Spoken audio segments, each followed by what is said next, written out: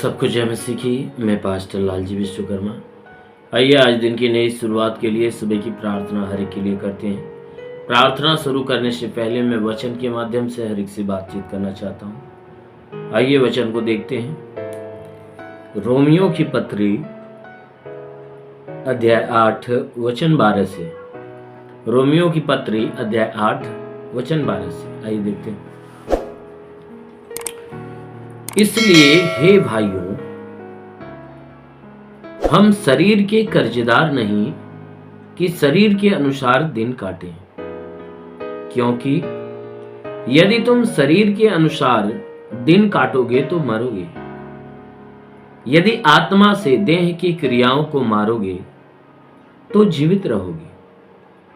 इसलिए कि जितने लोग परमेश्वर के आत्मा के चलाए चलते हैं वे ही परमेश्वर के पुत्र हैं। आमीन, हालेलुया। मेरे प्यारे भाई बहनों, यहां परमेश्वर का वचन हमें बताता है, जिसमें परमेश्वर का दास जो प्रेरित पौलुस है वह कह रहा है कि हे मेरे भाइयों, देखो हम शरीर के कर्जदार नहीं है कि हम शरीर के अनुसार दिन काटें। कहता है कि हम शरीर के कर्जदार नहीं है कि जैसा शरीर हमें हुक्म करती है हम वैसा जीवन जिए, क्योंकि शरीर के इच्छा के अनुसार, शरीर की अभिलाषा के अनुसार हमें जीवन नहीं जीना चाहिए। क्यों? क्योंकि हम शरीर के कर्जदार नहीं है। शरीर ने हमारे साथ कोई ऐसा भला काम नहीं किया जिसकी वजह से हम शरीर की इच्छा को पूरा करें। कहता है वचन में कि अगर तुम शरीर के अनुसार दिन काटोगे तो मरोगे। अगर तुम शरीर की इच्छा को पूरा करते हो, जैसा शरीर आपसे चाहता है, अगर इस शरीर की अभिलाषा को पूरा करोगे, शरीर की सारी क्रियाओं को पूरा करोगे, तो कहता है मर जाओगे। शरीर की इच्छा को पूरा करोगे तो मरोगे, अर्थात मृत्यु की तरफ जाओगे, नरक में जाओगे। और कहता है कि अगर आत्मा के द्वारा देह की क्रियाओं को मारोगे तब जीवित रहोगे। कहता है आत्मा के द्वारा देह की क्रियाओं को मारोगे तो जीवित रहोगे, यानी देह की इच्छा को आत्मा के द्वारा मारो। क्यों? क्योंकि आत्मा तुम्हारे लिए जीवनदायक है। आत्मा तुम्हारे लिए जीवनदायक है। ये शरीर क्या है? तुम्हारे लिए नाशवान है। अगर तुम शरीर की इच्छा के अनुसार चलाए हुए चलते हो तो सच में मरोगे, क्योंकि शरीर ने तुम्हें क्या किया है? तुम्हारे साथ धोखा किया है। शरीर ने धोखा किया है, क्योंकि शरीर ने ऐसी अभिलाषा उत्पन्न किया जो परमेश्वर की आज्ञा को तोड़ा, और परमेश्वर की आज्ञा टूटते ही ये आपका जीवन नाशवान हो गया, अर्थात मरने वाला बन गया। क्यों? क्योंकि उसके पहले जब परमेश्वर ने मनुष्य को बनाया था तो वह नाशवान नहीं परंतु अविनाशी था, कभी ना मरने वाला। परंतु जब मनुष्य ने इस शरीर की इच्छा को पूरा करने के लिए परमेश्वर की आज्ञा को तोड़ा, तो ये शरीर ने क्या किया कि मनुष्य को उकसाकर उसे परमेश्वर के खिलाफ काम करवाया, और उसके बाद परमेश्वर का श्राप इस शरीर के यानी मनुष्य के जीवन में आ गया।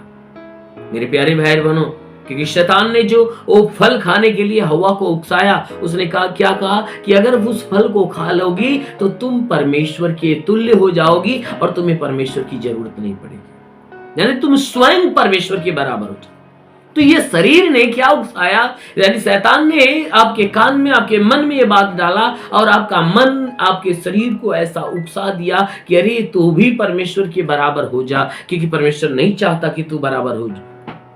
मेरे प्यारे भाई बहनों, शरीर ने क्या किया?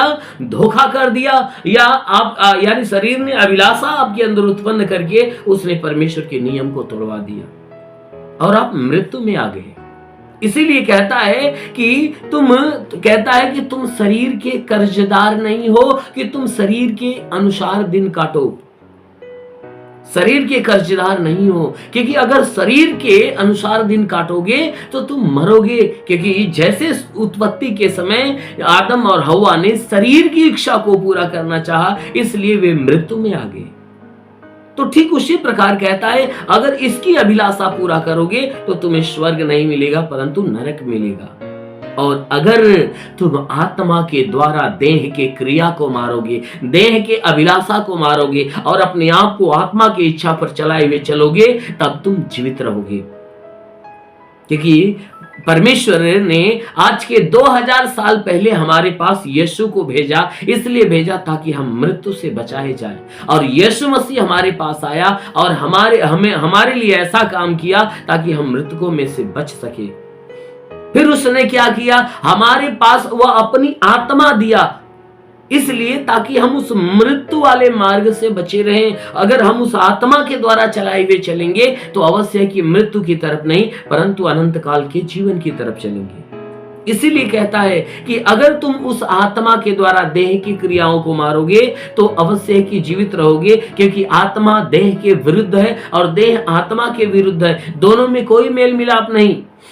इसलिए मेरे प्यारे भाई बहनों, अनंत काल का जीवन पाना चाहते हो तो परमेश्वर की आत्मा के द्वारा चलाए हुए चलो, परमेश्वर की आज्ञा के अनुसार चलो, ना कि अपनी मनमानी, ना कि शरीर की इच्छा के अनुसार, क्योंकि शरीर की इच्छा के अनुसार चलोगे तो अवश्य है कि मरोगे। इसलिए कहता है कि तुम आत्मा के द्वारा देह की क्रियाओं को मारो तो जीवित रहोगे। इसलिए कि जितने लोग परमेश्वर के आत्मा के चलाए हुए चलते हैं वे ही परमेश्वर के पुत्र हैं। क्योंकि बाइबल बताती है कि जितने लोग परमेश्वर के आत्मा के द्वारा चलाए हुए चलते हैं, परमेश्वर की इच्छा को पूरा करते हैं, वे ही परमेश्वर के पुत्र कहलाते हैं। यदि सच में आप भी परमेश्वर का बेटा बनना चाहते हो, आप भी परमेश्वर के राज्य का वारिस बनना चाहते हो, आप भी स्वर्ग का अधिकारी बनना चाहते हो, तो परमेश्वर के आत्मा के द्वारा चलाए हुए चलो। जरूर है कि आप परमेश्वर की वारिस बनने पाओगे। क्यों? क्योंकि आप शरीर के कर्जदार नहीं, आत्मा के कर्जदार हो। क्योंकि परमेश्वर ने क्या किया, अपने इकलौते पुत्र को भेजकर उसने आपको मृत्यु से बचाया है।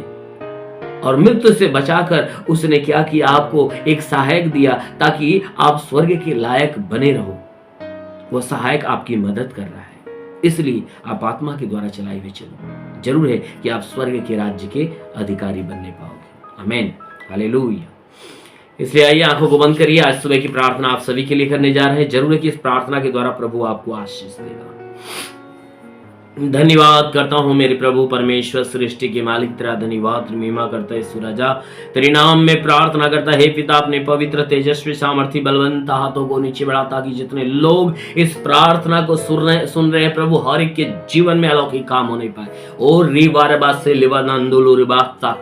महान परमेश्वर प्रार्थना करते पिता, जितने लोग इस प्रार्थना को सुन रहे प्रभु, हर एक को आशीष दे। हाँ मेरे प्रभु, ताकि हर कोई सुरक्षित हो। हे प्रभु, मैं धन्यवाद आपका देता हूँ कि पिता आपने पूरी रात इन्हें संभाल कर रखा, सुरक्षित रखा, भला चंगा रखा। प्रभु धन्यवाद, आपने इन्हें नई सुबह, नया दिन, नया जीवन दिया। प्रभु धन्यवाद देते हैं। हे प्रभु, मैं प्रार्थना करता हूं कि आज पूरे दिन का जीवन प्रभु हे परमेश्वर तेरे आशीष से भरा होने पाए। इनका पूरा दिन का जो जीवन है तेरे आशीष से भरा हो। इनके जीवन में कोई दुख, कोई तकलीफ, कोई पीड़ा, कोई परेशानी, कोई भी प्रकार की हानियां, कोई दुर्घटनाएं इनके जीवन में ना होने पाए। हर एक प्रकार की हानियां इनके जीवन से समाप्त होने पाए। मेरे महान परमेश्वर, मैं प्रार्थना करता पिता, हे परमेश्वर, इनके लिए प्रार्थना करता हूं कि जितने लोग अपने जीवन में उदास हैं, निराश हैं, हे परमेश्वर उनकी उदासी समाप्त हो जाए, उनकी निराशा समाप्त हो जाए। जिनके कोई रुका हुआ काम है प्रभु यीशु के नाम में पूरा होने पाए। लिबरेशन लवा लवा से खरंदा लवा थे लिबरंदुलुरु। महान परमेश्वर प्रार्थना करते पिता, हे परमेश्वर, जितने बीमार लोग इस प्रार्थना को सुन रहे, आज उनकी बीमारियां चली जाए यीशु के नाम में। हे परमेश्वर, जितने आंख से बीमारी में है उनकी आंखों की बीमारी निकल जाए। जिनके कानों में बीमारी है उनकी कानों की बीमारियां जा रही है यीशु के नाम में। जिनके नाक में बीमारी है, नाक की बीमारी जा रही है। मुंह में बीमारी है, मुंह की बीमारी जा रही है। गले में बीमारी, गले की बीमारी जा रही है। जिसके सीने में तकलीफ हो, सीने की तकलीफें जा रही है। पेट की तकलीफ है, पेट की तकलीफें जा रही है। जिसके कमर में दर्द हो, कमर का दर्द निकल रहा है। जिसके रीढ़ की हड्डियों में दर्द है, रीढ़ की हड्डियों का दर्द निकल रहा है। जिसके घुटने में दर्द, घुटने का दर्द जा रहा है। और जिसके हड्डी की तकलीफें निकल रही है, मांसपेशियों की तकलीफें निकल रही है। नसों में तकलीफें, नस की तकलीफें जा रही है। ओ महान परमेश्वर, हम प्रार्थना करते पिता, अलौकिक काम करने वाला परमेश्वर, हे प्रभु अपनी भारी आशीषों के द्वारा, भारी अनुग्रह के द्वारा इन्हें भर दे, ताकि इनके जीवन में जो भी दुख है, जो भी तकलीफ, जो भी परेशानियां नष्ट होने पाए यीशु के नाम में। हाँ मेरे महान परमेश्वर, प्रार्थना करते पिता, तू अलौकिक काम करने वाला प्रभु, हे परमेश्वर, मैं प्रार्थना करता पिता, उनके रोजी रोजगार, काम धंधे, बिजनेस, व्यापार पे आशीष दे, ताकि आज से रोजगार बढ़े। हे परमेश्वर, आज से रोजगार बढ़ना चालू हो जाए। जिसके पास रोजगार नहीं, उन्हें नया रोजगार मिल जाए। हे परमेश्वर, जो नौकरी की तलाश में वह सफलता प्राप्त करने पाए। ओ प्रभु, मैं प्रार्थना करता पिता, हे परमेश्वर, जो तेरे सेवा के क्षेत्र में आगे बढ़ने पाए। मेरी महान परमेश्वर, जिनके जीवन में हे परमेश्वर निराशाएं, प्रभु उनकी निराशाएं हे परमेश्वर समाप्त होने पाए। जो कर्जा से दबा है उसका कर्जा चुकता हो जाए। हे परमेश्वर, मैं प्रार्थना करता, जितने गरीबी के श्राप में वो छुटकारा पाए। हे प्रभु, जितने लोग इस प्रार्थना को रिसीव कर रहे प्रभु, अभी स्पर्श कर मेरे पिता, अभी छू ले। देखो प्रभु के अनुग्रह को रिसीव करो, क्योंकि परमेश्वर का अनुग्रह आपके ऊपर हो रहा है। रिसीव करो, महसूस करो कि प्रभु आपको स्पर्श करे, परमेश्वर का आत्मा आपको छू रहा है यीशु के नाम में। हाँ मेरे महान परमेश्वर, प्रार्थना करते हैं आज की सुबह प्रभु इनके लिए आशीष की सुबह होने पाए। आज का दिन प्रभु इनके लिए आशीष का दिन होने पाए। हे प्रभु, जितने लोग इस आशीष को रिसीव कर रहे हैं, आज इनके जीवन में सब कुछ अच्छा होने पाए, आज इनके जीवन में सब कुछ नया होने पाए। हाँ मेरे महान परमेश्वर, प्रार्थना करते पिता, अपने आशीषों से ढाप, ताकि सब के सब तेरे आशीषों में पले, बड़े और चंगे रहे। महान पिता यीशु के नाम में मांगते हैं, आमेन। परमेश्वर हरि को आशीष दे। God bless you. धन्यवाद।